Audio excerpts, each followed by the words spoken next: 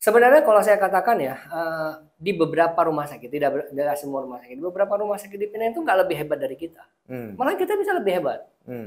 Contoh misalnya, kita ini sekarang di Zainal Abidin punya MRI yang berapa Tesla tuh, yang lebih canggih malahan daripada punya di yang apa nih, Island Hospital mungkin ya. Ada informasi yang saya dapatkan di hampir tidak semua ya, tapi sebagian besar dokter spesialis di Banda Aceh ternyata juga berobat ke Pinang kan? Nah iya. Nggak kepingin aja mungkin ke Jakarta atau kemana ya. Nah, pokoknya dia nggak percaya dengan di sini gitu kan. Sebenarnya kalau kita bayar out of pocket, ya kan, bayar sendiri, kita akan dilayani seperti itu. Tetapi balik lagi, kita harus bayar sendiri nih. Ya, ya tapi saya pribadi pernah ke poliklinik yang bayar sendiri di Rumah Sakit Zainal Abidin. Tapi saya juga tidak mendapatkan, saya merasa tidak mendapatkan pelayanan yang lebih. Saya mesti ngantri terlalu lama, walaupun saya bayarnya lebih di lantai 2 kan. Nah, itu juga yang saya sendiri juga sebenarnya mengkritisi terhadap hal itu. Ya, salah satu juga yang membuat saya bertanya-tanya, kenapa sih kita berobat di Pinang Kuala Lumpur itu minimal sekali obatnya? Di sini rata-rata sampai 10 sampai macam. Banyak ya macam. Ini bisa kita anggap sebuah tantangan masa depan terhadap peningkatan kualitas dan pelayanan kesehatan, khususnya di Aceh. Kalau Medan, Jakarta, Bandung, Surabaya seperti yang dokter bilang, orang sudah mulai improve, sudah mulai berubah. Tantangan ini apa yang harus dilakukan oleh pemerintah Aceh dan stakeholder yang ada di Aceh?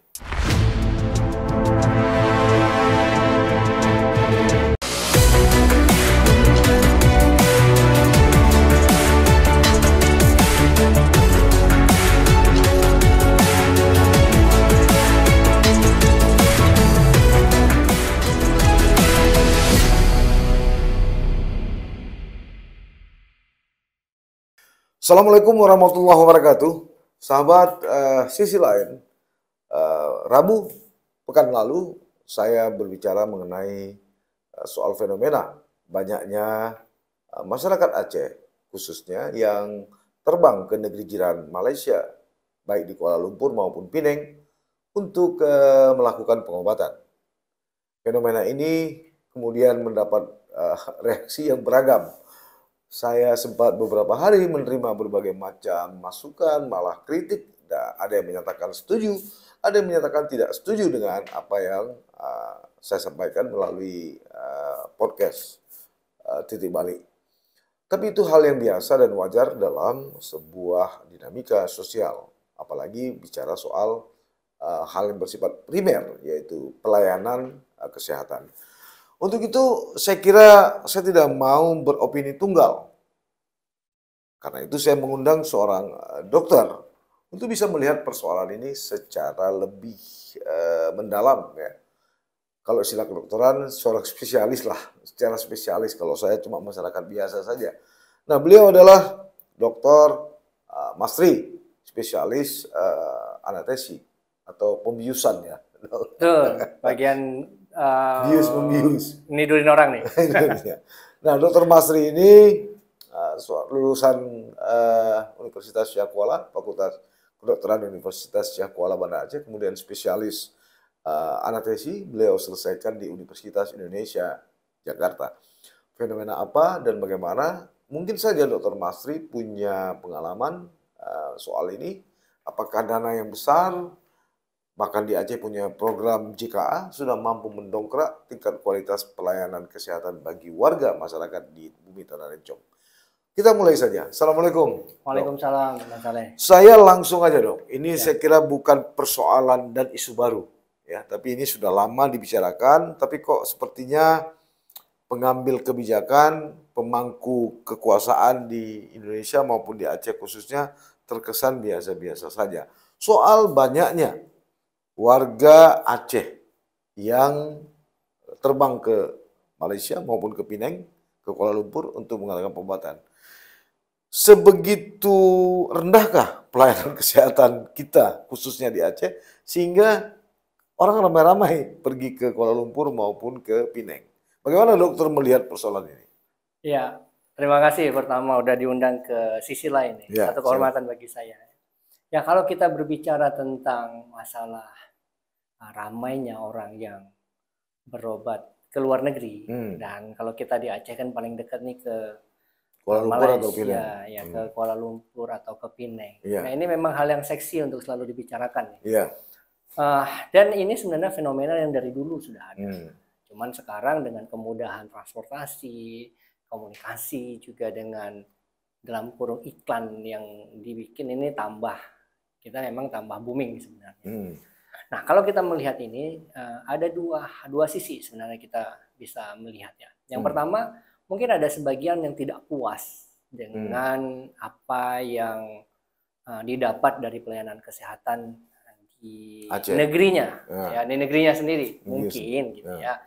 Nah, dan di sisi lain adalah ada hal yang bersifat tourism, yang dikembangkan oleh negara jiran khususnya ini, yang bisa membuat atau menyedot animo daripada masyarakat untuk berbondong-bondong berobat ke sana. Nah, itu ada dua sisi yang harus kita lihat. Nah, memang sih pemerintah daerah sejak tahun 2011 kalau nggak salah ya, itu sudah ada JKA, kita Jaminan Kesehatan Aceh. Yeah. Tapi apakah itu mampu mendongkrak untuk sisi kesehatan? Kayaknya nih hal yang panjang dan sangat seksi untuk kita bahas nih untuk lebih lanjut. Tapi kalau saya melihat bahwa memang orang yang berangkat ke sana itu ada hal yang lebih banyak pertama mencari second opinion terhadap apa yang dia dapat di sini, terhadap vonis kita bilang atau keberadaan penyakitnya. Yang kedua ada juga yang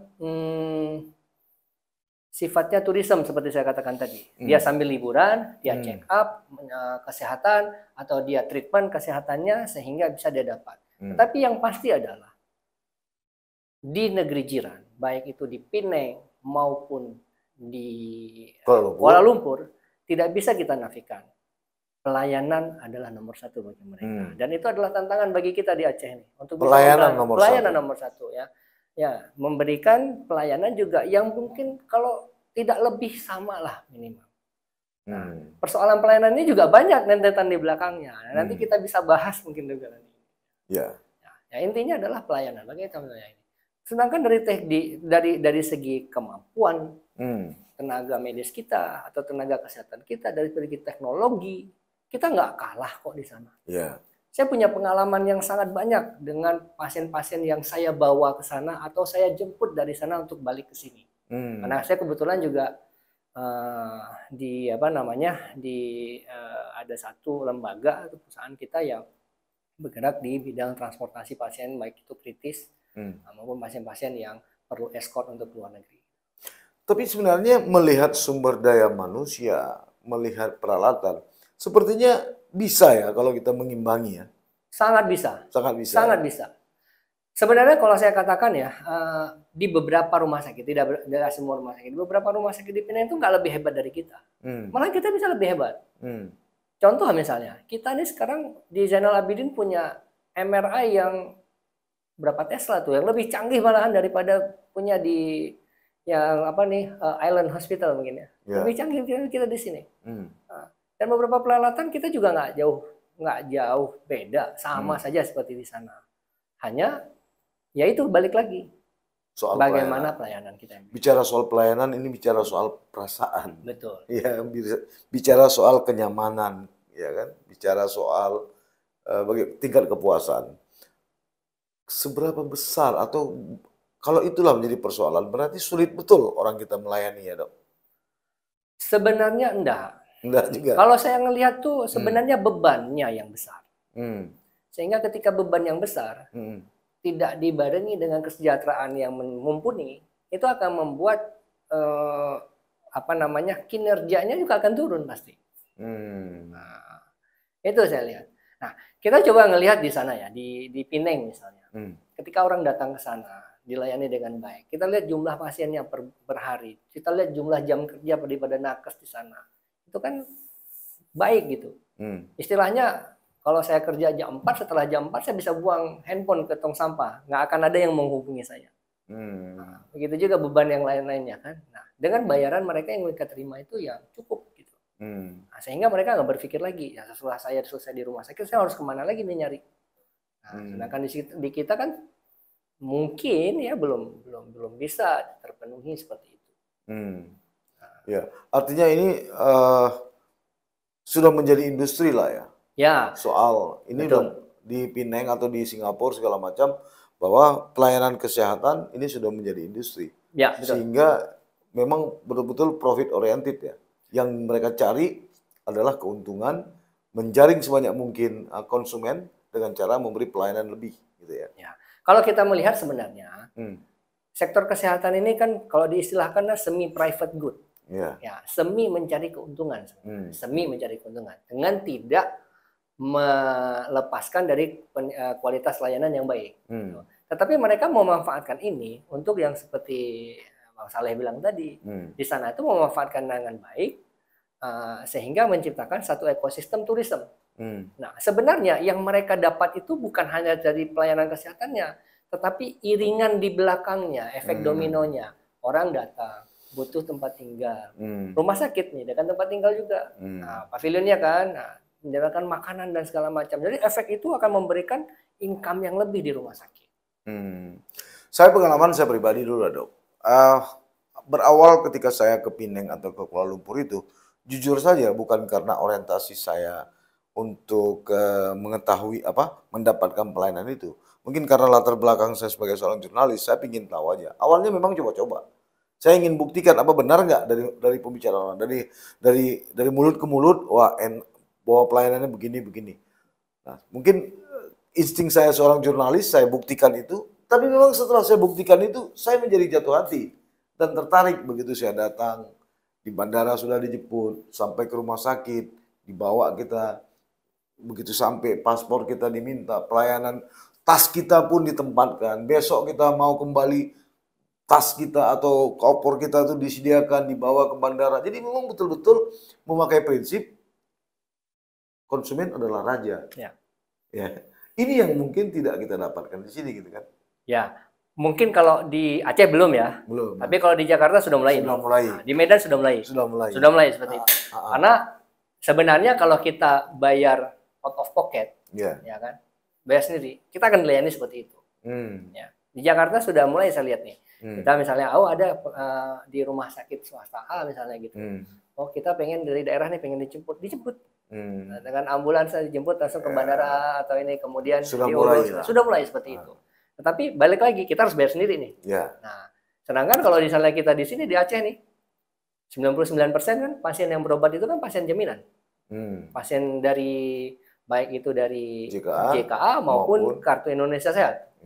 Nah, yang itu kan punya platform yang nggak memungkinkan dilakukan. Ya, tapi saya pribadi pernah ke poliklinik yang bayar sendiri di Rumah Sakit Jenderal Abidin. Tapi saya juga tidak mendapatkan, saya merasa tidak mendapatkan pelayanan yang lebih. Saya mesti ngantri terlalu lama, walaupun saya bayarnya lebih di lantai 2 kan. Nah, itu juga yang saya sendiri juga sebenarnya mengkritisi terhadap hal itu.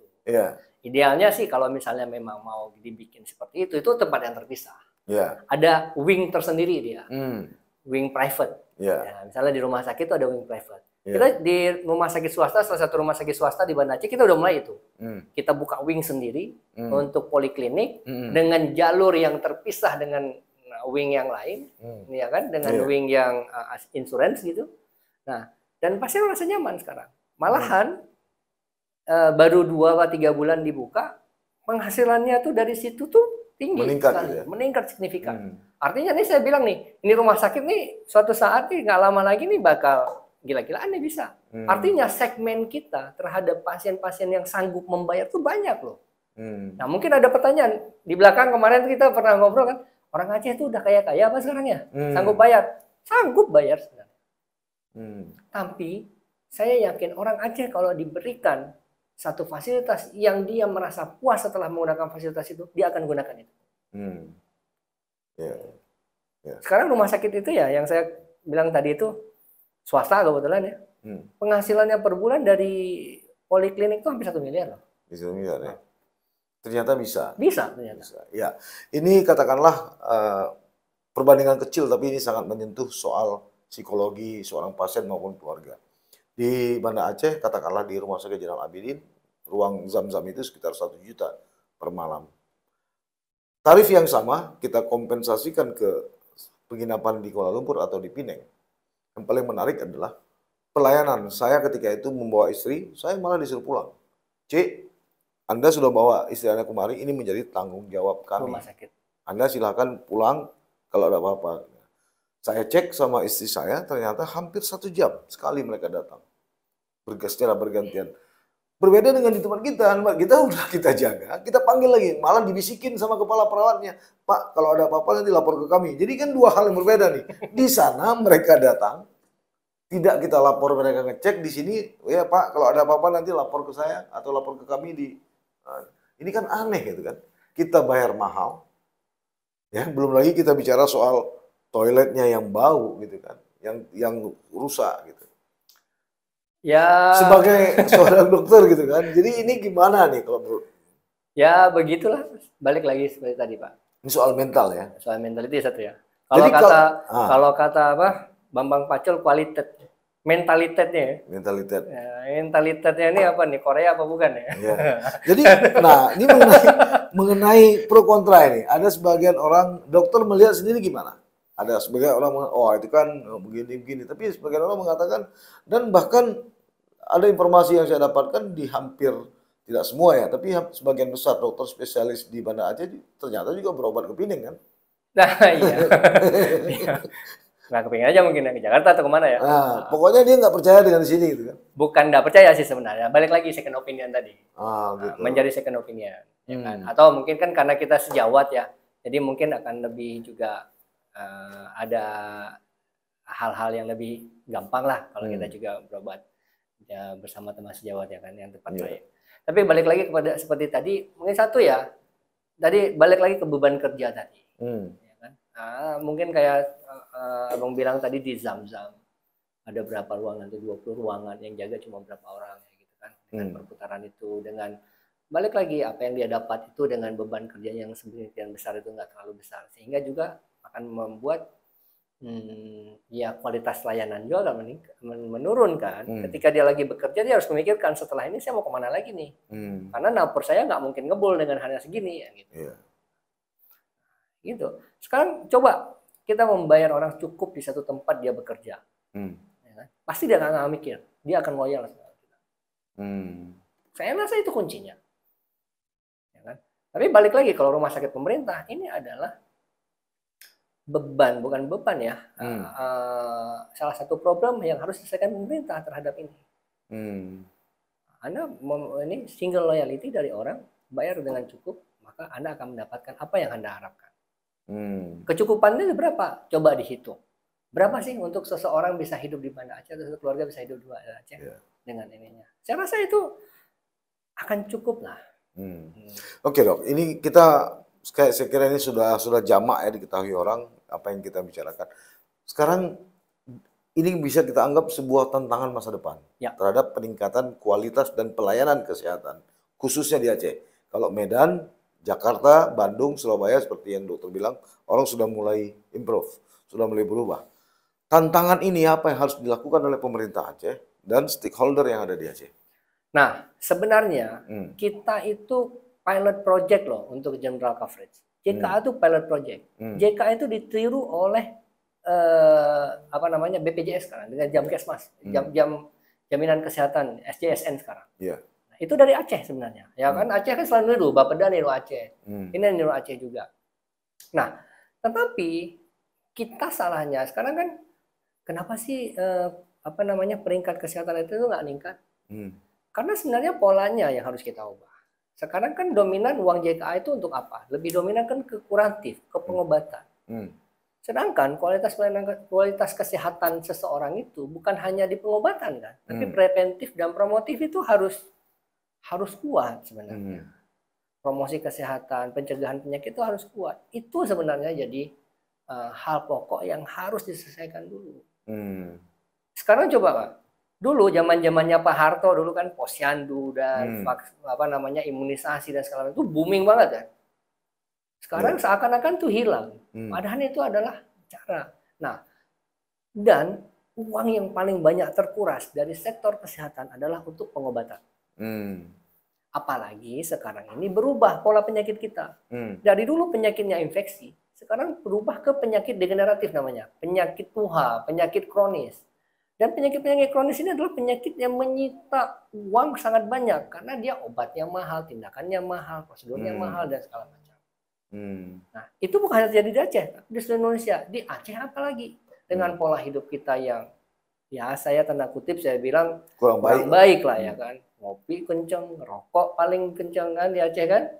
Nah, makanannya berminyak dan segala macam. Nah, itu pasti penyakit degeneratif itu akan sangat tinggi. Ya contohnya apa? Hipertensi, ginjal. Ya ini mohon maaf dok, saya tidak paham tapi harus saya tanya. Salah satu juga yang membuat saya bertanya-tanya, kenapa sih kita berobat di Pinang Kuala Lumpur itu minimal sekali obatnya?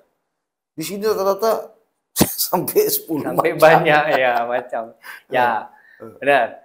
Nah saya juga pengalaman ya beberapa pasien yang saya dapatkan yang berobat di sana. Sebenarnya obatnya sama dengan di sini. Cuman kadang-kadang kan karena di sana obat-obat paten itu yang di dalam satu obat itu ada kombinasi beberapa obat. Sehingga kalau di sini misalnya 3 macam dikasih obat, di sana cukup 1 macam. Karena ada isinya 3 obatnya itu di dalam 1 macam obat itu. Nah, di sini untuk efisiensi dan obatnya itu obat generik, karena kan yang namanya pasien jaminan itu kan ada tarif yang dibayarkan dan itu tarif itu kan rendah sebenarnya. Sehingga rumah sakit harus melakukan efisiensi. Efisiensi itu dengan apa? Membeli obat generik. Nah, obat generik itu kan nggak ada yang 3 obat di dalam 1 misalnya gitu. Contoh misalnya kayak Ultraset, contoh obat analgetik itu. Ya ada Prestamol dalamnya, ada Tramadol dalamnya. Itu ada dalam 1 obat. Tapi kan kalau ini nggak ada nih. Jadi artinya harus kasih Paracetamol 1, kasih Tramadol 1. Jadi 2 obat. Kalau ada 2 jenis saja udah 4 obat. Jadi pasti bawa pulang obat banyak ya. Karena ini menyangkut kualitas obat gitu ya. Antara obat paten dengan obat paten. Oke, saya juga punya pengalaman. Pengalaman ketika saya melakukan general check up di Pinang, di salah satu rumah sakit. Saya masuk jam 10 daftar, lalu saya kencing, ambil darah segala macam. Ketika itu dokter pertama konsul saya itu dia mengatakan pada saya, nanti besok Anda balik jam sekian. Nah, kemudian saya balik, apa yang saya dapatkan? Ternyata dari hasil pemeriksaan itu yang saya dapatkan, dokter itu melakukan rapat medis untuk menentukan apa yang saya alami, gitu kan? Jadi artinya memang tidak diputuskan secara personal ya. Tapi di sini kan lucu gitu kan. Pengalaman beberapa kali begitu saya bawa, saya pengalaman istri saya, kakak saya, almarhumah ibu saya. Dokter spesialis ini masuk, ini sampai dokter koas dimarahin. Ini bukan urusan kamu, ini urusan saya. Kamu nggak berhak yang memutuskan saya. Artinya begini, pernah waktu itu ibu mertua saya dikatakan oleh salah satu dokter spesialis, ibu tetap dirawat. Tapi besok karena dia nggak bisa masuk oleh beberapa dokter koas ya. Ibu sudah bisa pulang. Jadi kan saya bingung nih. Ini yang mana yang mau saya dengar? Karena saya kenal sama dokter spesialis itu, saya telepon. Saya tanya, dok, Prof, apa bisa ibu saya sudah bisa pulang? Siapa suruh pulang? Ini ada dokter. Lalu, oke, Pak Saleh, besok saya masuk. Dikumpulin lah semua. Jadi kan model-model begini kan membuat kita tidak nyaman kan? Ya, betul. Makanya yang pertama untuk medical check up ya. Medical check up itu sebenarnya memang komprehensif. Jadi ketika memang konsep medical check up, baik itu sekarang di swasta beberapa yang membuka poli medical check up itu seperti itu. Ketika sudah ada hasil, masa hasil itu secara komprehensif akan dirapatkan. Tapi khusus medical check up ya. Karena datang nih ke mana lah, mau kita bilang Cempaka 5 misalnya gitu. Oh saya mau medical check up nih. Oh ya oke. Nanti ngambil darah dan segala macam, dokter umum dulu. Nanti hasilnya yang radiologi nanti gimana, yang ini gimana, yang nanti. Tapi itu bayarnya yang ada paketnya kan, besar gitu. Nah, di Pinang juga seperti itu. Ya kan, kalau dulu Malaysia mencontoh kita, sekarang kita contoh Pinang. Terus yang kedua mungkin contoh itu yang baik nggak apa-apa. Ya nggak apa-apa lah kalau contoh yang baik kan. Kemudian sekarang ini kayak misalnya yang tadi itu di perawatan. Jadi perawatan ya itu ya memang kadang-kadang agak terkendala ketika rumah sakit pendidikan seperti tadi. Ada hierarki yang harus dilakukan misalnya dengan dokter residen dulu, kemudian dengan konsulennya. Ya kan kalau kita di Pinang kan enggak. Semua rumah sakitnya kan swasta. Jadi kan pasti akan dokternya yang ini. Yang Lamwai lah ya kan. Yang punya pemerintah lah. Pemerintah. Punya kerajaan. Ya, tapi kan itu dia tidak sifat yang pendidikan universiti kan. Nah, jadi ya sudah pastilah keputusan hanya di yang merawat gitu kan. Nah, kalau ini kan nanti kalau residen pun kan berganti nanti. Nah, ini residen ini bisa residen lain lagi. Ya. Kan? Nah, ini.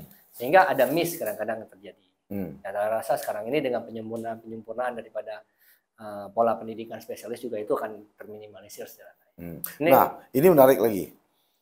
Soal hierarki tadi, soal manajemen. Gubernur itu cuma punya 3 asisten. Asisten 1, asisten 2, asisten 3. Dia mengayomi 23 kabupaten kota. Rumah sakit umum Zainal Abidin, direkturnya itu punya berapa? Wakil direktur? 4. Tapi kok 4 direktur itu kok pelayanannya nggak linear dengan jabatan. Waduh, berat nih pertanyaan. Ya, memang kalau kita ngelihat ya memang dari segi aturan yang ada memang rumah sakit tipe A itu 1 direktur dengan 4 wadih. Iya. Ya kan. Nah, cuman kalau ditanya kenapa, waduh, gini aja deh saya jawabnya. Saya tuh sebenarnya sampai dengan saat ini masih di luar pemerintahan juga ya. Jadi saya agak-agak kritis juga sebenarnya. Yang saya heran sebenarnya anomali di Indonesia ini. Rumah sakit pemerintah, rumah sakit swasta di Aceh nih, di Aceh kan, yang 99% atau 95% pasiennya pasien jaminan dan BPJS. Tetapi dia itu dari A sampai Z membiayai sendiri. Jarang rumah sakit yang bilang rugi, benar nggak? Yeah. Pasti profit dia, walaupun profitnya kecil. Yeah. Tetapi coba lihat rumah sakit pemerintah yang ada di Aceh. Dia statusnya BLUD, Badan Layanan Umum Daerah, yang dia semi private good sifatnya, semi korporasi dia. Yeah. Tetapi hampir semua atau banyak sekali yang tidak ada untung, rugi. Padahal Sebagian besar gajinya nggak banyak, tahu sepertiga yang ASN itu gajinya ditanggung oleh pemerintah. Negara. Sebagian kecil walaupun dia BLUD terhadap pembangunannya fisik atau apapun ditanggung oleh negara. Pengadaan sebagian kecil juga dari sekian banyak itu ditanggung juga oleh negara. Tetapi masih bilang rugi, masih banyak utang. Anomali kalau menurut saya. Ya itulah jawabannya mungkin ya. Nggak boleh jelas-jelas sekali juga. Nggak boleh jelas-jelas sekali. Ya, anomali menurut saya nih. Makanya kalau nggak aneh, makanya Indonesia. Ya, jadi ini kan Aceh juga sudah hadir beberapa rumah sakit swasta ya, walaupun tidak besar, tapi ini kan saya kira juga menjadi kompetitor tersendiri. Ya, yang chain hospital benar. Ya, walaupun yang namanya rumah sakit pemerintah itu tidak akan pernah tutup karena dia rumah sakit tutup, pastilah ada kelas-kelas tertentu ya. Tapi kembali lagi, ini kan apalagi di Aceh salah satu ada 4 senif ya penggunaan 6 penggunaan dana otsus ya. Selain pendidikan kan juga untuk kesehatan. Pertanyaannya kemudian adalah begitu banyak uang negara, pemerintah sudah begitu peduli, tapi memang operator pelaksanaannya itu tidak baik gitu kan. Ya. Uang habis, derajat kesehatan masyarakat juga tidak meningkat kan. Ini gimana dokter melihatnya? Ya, beginilah. Susah jawabnya. Iya gitu ya. Karena idealnya ya sebenarnya kan harusnya dengan uang sedemikian banyak termasuk sektor kesehatan. Kan orang paling mengagungkan di Aceh itu yang paling bagus apa? Jalannya kan. Idealnya juga kesehatan juga harus bagus seperti jalan yang ada di Aceh kan gitu. Tapi kalau enggak ya saya nggak ngerti juga. Nggak ngerti juga ya. Iya. Nah, sebagai seorang dokter, kira-kira kita mampu ya untuk berbuat seperti Penang atau Kuala Lumpur atau seperti Singapura? Mampu. SDM kita mampu nggak? Ada beberapa hal yang membuat saya yakin mampu. Pertama, dari segi geografis. Kita ini sebenarnya ada nggak keinginan daripada pemerintah untuk mengembangkan Aceh ini dari segi geografis itu untuk maju? Pasti akan bisa. Yeah. Yang kedua, uangnya ada kok. Yang ketiga, ini ada hal sebenarnya yang tadi sudah disinggung oleh Abang tadi tentang rumah sakit chain hospital. Ini udah ada apa sekarang nih? Hermina. Dan nanti ya mungkin akan muncul beberapa chain hospital lain. Itu adalah cambuk sebenarnya kepada rumah-rumah sakit lain untuk meningkatkan layanan. Dia kan punya standar yang nasional sekarang. Yeah. Nah, kita juga harus mengacu itu. Kalau kita nggak mau tergilas, maka kita harus lebih bagus atau sama dengan mereka. Kalau nggak sama, kita akan tergilas, terutama yang swasta nih. Ya kan korban sudah ada. Sudah ada yang tutup kok rumah sakit sekarang nih, karena dia tidak mampu bersaing. Kan? Nah, makanya ke depan itu kita harus lebih lagi ini ya. Uangnya ada kok. Ya kan? Tinggal sekarang bagaimana kita untuk membuat ini jadi gitu barang. Jangan hanya rutinitas. Harus berpikir out of the box ya. Nah, saya ingat tuh kadang-kadang yang dibilang sama SAG, Saifullah Abdul Ghani ya, memberikan sesuatu kepada PNS tunggu kehancurannya kan. Tapi dia bilang jangan berpikir hanya ini, harus berpikir di luar out of the box. Apa sih kreativitas yang membuat kita bisa lebih baik? Nah, banyak kok. Beberapa rumah sakit swasta udah mengembangkan, bisa kok. Nah, pemerintah juga ada beberapa yang mengembangkan, bisa kok, berhasil kok dia. Nah, kenapa enggak kita? Nah. Makanya menjadi aneh ketika status, katakanlah misalnya saya beberapa waktu lalu sempat melakukan beberapa investigasi di Rumah Sakit Jenderal Abidin, rumah sakit pemerintah yang disubsidi oleh pemerintah, yang secara tata kelola sudah mulai mandiri, tapi untuk obat saja sulit. Untuk pengadaan ASI saja butuh waktu 3 tahun. Untuk obat-obat generik saja itu tidak ada karena alasan belum dimasukkan oleh distributor. Selidik punya selidik memang tanda petik, ada juga pemain-pemain kan, saya nggak berani mengatakan mafia, tapi memang ada pemain-pemain di dalam yang di luar sistem pemerintahan. Ini juga bisa disebut sebagai salah satu faktor kenapa sebenarnya rumah sakit itu menjadi tidak lebih baik gitu. Mungkin, saya nggak tahu karena nggak di dalam ya, tapi bisa jadi.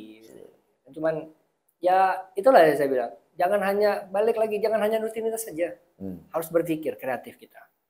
Lagian kan banyak fleksibilitas yang bisa dilakukan dengan kita sebagai misalnya rumah sakit pemerintah sebagai BLUD. Fleksibilitas banyak. Kita udah korporasi kok sebenarnya. Ya kan? Hanya beberapa hal saja yang belum. Kan? Nah, itu aja bisa tuh. Bikin perencanaan yang bagus. Ya kan itu dia. Nah, jadi memang mindset bahwa sesuatu yang berbau pemerintah menjadi sah dan wajar-wajar ketika terjadi kesalahan, ini juga harus dirubah. Harus dirubah. Harus dirubah. Jangan tentang ya ini kan milik pemerintah, jadi seakan-akan karena milik pemerintah boleh seenak-enaknya aja. Iya, harus dirubah. Ini harus dirubah. Karena ini menyangkut hajat hidup orang banyak. Iya, betul. Dan saya yakin sebenarnya resource bukan human resource. Resource yang tidak terbatas kan punya negara. Artinya negara itu bisa membuat banyak hal sebenarnya untuk menyaingi negara sebelah. Ya kan, supaya orang nggak lagi ke sana, tetapi tetap dia tinggal di sini.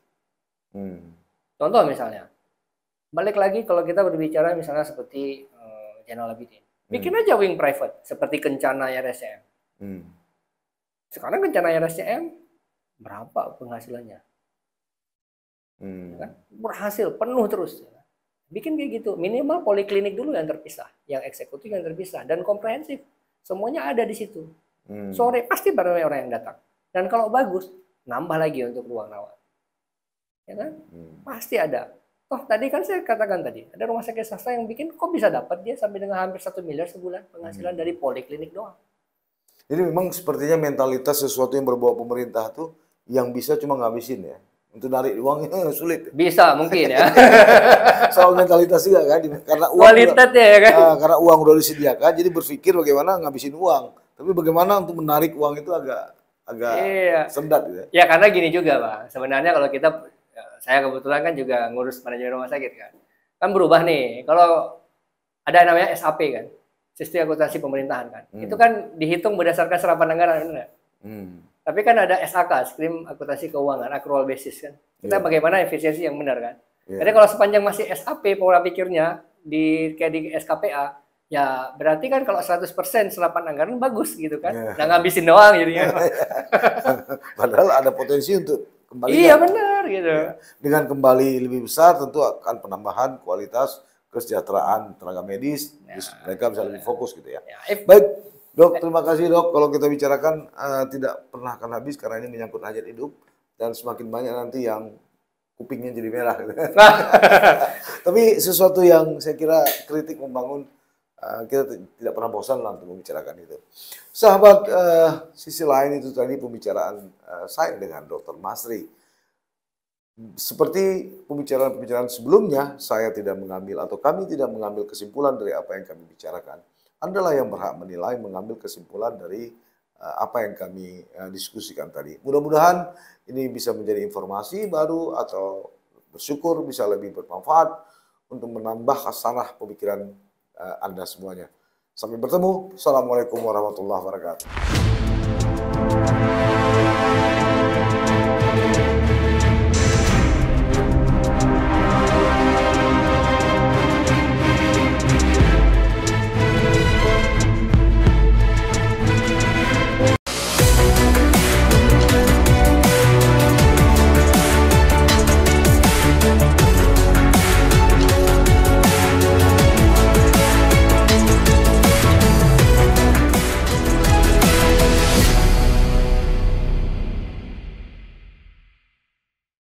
Jangan lupa like, komen, dan subscribe.